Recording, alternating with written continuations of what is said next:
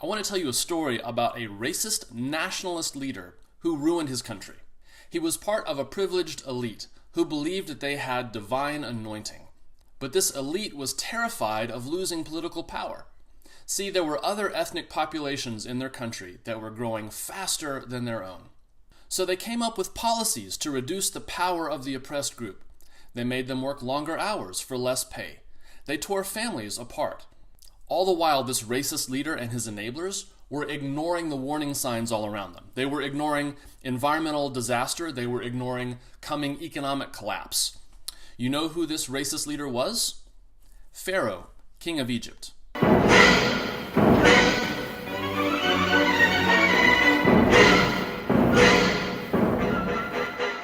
Hi, my name is Dave Barnhart, and I'm one of those preachers your preacher probably warned you about. This story from 3,500 years ago tells us about human nature, and it tells us about why some of the richest and most powerful people in the world are also some of the most petty, some of the most insecure, and some of the most immature. It also tells us about the faithful resistance, and that God is on the side of the resistance. One of the things this story tells us is that leaders who do not know history are dangerous.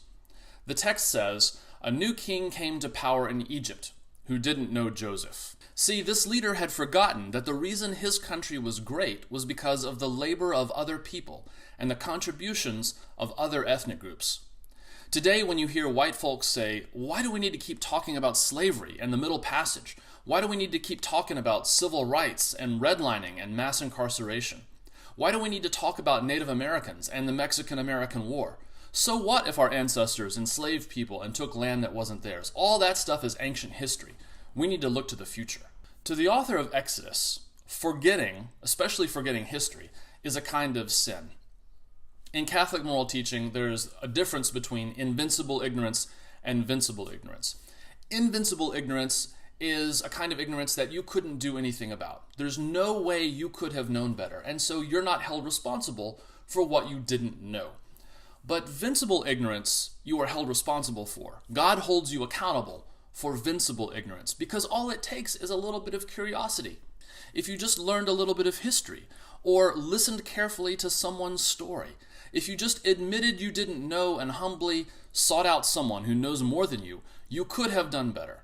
Pharaoh is guilty of vincible ignorance. He could have done better if he had taken the time to learn a little bit of history.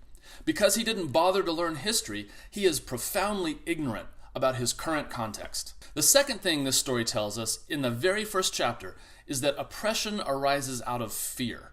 The ruling class knows that it is shrinking, while the people they consider immigrants are growing in number. This is what the text says.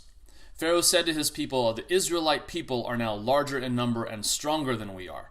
Come on, let's be smart and deal with them. Otherwise, they will only grow in number, and if war breaks out, they will join our enemies, fight against us, and escape from the land." This is exactly what we're seeing today. White evangelical Christians who claim to follow Jesus are the most likely to vote for authoritarian and racist candidates. They are the most likely to approve of things like torture, and they're primarily motivated by fear of losing their privilege. In poll after poll after poll, people with the most power say they feel like they are the most persecuted. You can't argue with such people and convince them that this isn't actually true.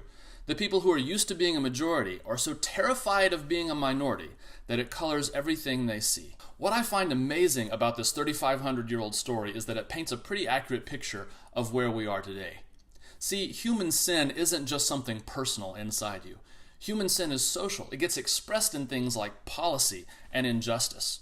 If we don't have love in our lives, what takes over is fear, and fear drives our policymaking, and it creates oppression.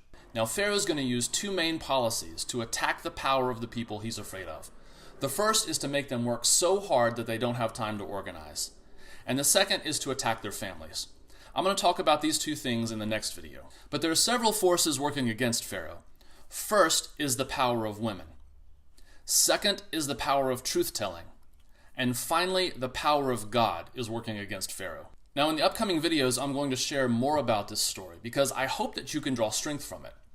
I hope that as people of faith who believe that God is just as concerned for this world as God is concerned for the next world, who believe that God is just as concerned for people's bodies as God is concerned for their souls, that this story will give you some clues as to what God is up to in this moment right now.